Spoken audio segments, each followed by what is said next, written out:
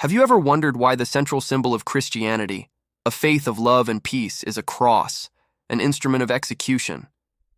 It seems like a paradox, doesn't it? But within this paradox lies the most profound message of hope and redemption ever told. Today we're going to dive deep into the heart of the Christian faith, the Atonement.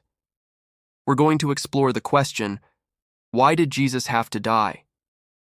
To understand this, we first have to understand the problem. The Bible describes a separation between humanity and a perfectly holy God. This separation isn't a physical distance, but a spiritual one, caused by what the Bible calls sin. Now, sin is a word that gets thrown around a lot, often with heavy judgmental connotations. But at its core, it simply means missing the mark, falling short of God's perfect standard of goodness and love. It's the selfish thought, the harsh word, the choice we know is wrong. We've all been there, and the Bible is clear that this separation has consequences. It creates a chasm that we, on our own, cannot cross. This is where the story takes an incredible turn. The prophet Isaiah, writing hundreds of years before Jesus was even born, gives us a stunningly clear picture of what God's rescue plan would look like. In Isaiah chapter 53, verse 5, he writes, "But he was pierced for our transgressions. He was crushed for our iniquities. The punishment that brought us peace was on him, and by his wounds we are healed." Let's unpack that. Pierced for our transgressions, crushed for our iniquities. Transgressions and iniquities are just other words for our sins, our failings. Isaiah is prophesying that a righteous person, a servant of God, would willingly take the hit for our mistakes. Imagine a courtroom where you stand guilty and the judge is about to pass sentence. But then, someone completely innocent steps forward and says, "I'll take the punishment instead." It's a radical concept. The punishment that we deserved, the spiritual consequence of our separation from God, was placed upon Jesus. And look at the result. The punishment that brought us peace was on him. The result of this incredible act is peace. Not just a temporary feeling of calm, but a deep foundational peace with God. The chasm is bridged, the relationship is restored, and the verse ends with this beautiful promise. "And by his wounds we are healed." The very things that were meant to destroy him, the piercing, the crushing, the wounds, become the source of our healing and wholeness. It's a divine exchange. He took our brokenness so we could receive his wholeness. This idea of an exchange is one of the most powerful themes in the New Testament. The Apostle Paul explains it brilliantly in his second letter to the church in Corinth. In 2 Corinthians 5:21 he writes, "God made him who had no sin to be sin for us, so that in him we might become the righteousness of God." Think about the weight of that statement. God made him who had no sin to be sin for us.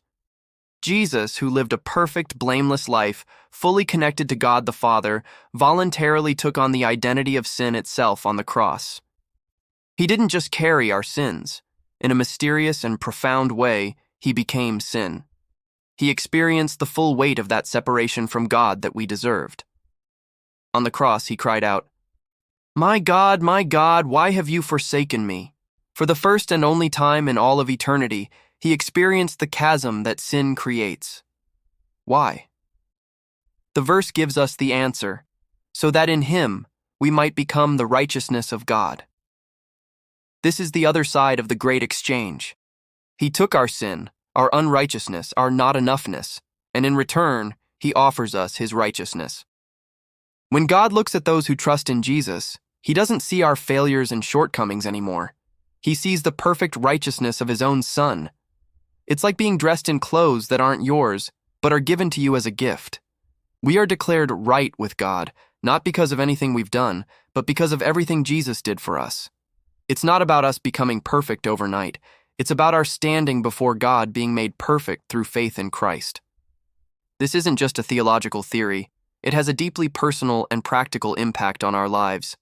The Apostle Peter, who walked with Jesus and saw his sacrifice firsthand, connects the why with the so what. In 1 Peter 2:24 he says, "He himself bore our sins in his body on the cross, so that we might die to sins and live for righteousness. By his wounds you have been healed." Notice how personal this is. He himself bore our sins in his body. This wasn't an abstract event. It was physical, real, and personal. Jesus personally carried the weight of your specific struggles and my specific failures on that cross. And he did it for a purpose, so that we might die to sins and live for righteousness. The atonement isn't just a get-out-of-jail-free card. It's a get-into-a-new-life invitation. Because he died for sin, we are now empowered to die to sin. The power that our old habits, our addictions, our anger, our selfishness had over us is broken. We are no longer slaves to those things. The cross frees us not just from the penalty of sin, but from its power. It liberates us to live for righteousness, to start living a new kind of life, one that reflects the goodness and love of the God who saved us. It's a life of purpose, a life of freedom, a life of becoming more like the one who gave everything for us. And again, Peter echoes Isaiah's promise, "By his wounds you have been healed." This healing is comprehensive. It's spiritual healing from our separation from God. It's emotional healing from the guilt and shame that weigh us down. And it can even be the beginning of physical and relational healing as we start living in the freedom and wholeness he provides. So, why did Jesus die? He died to take the punishment we deserved, bridging the gap between us and God. He died to execute a great exchange, taking our sin and giving us his perfect righteousness. And he died to break the power of sin in our lives, freeing us to live a new, healed, and purposeful life. The cross is not a symbol of defeat. It's the ultimate symbol of victory. It's where justice and mercy met. It's where God's profound love for humanity was put on full display. It's the answer to our deepest problem and the source of our greatest hope.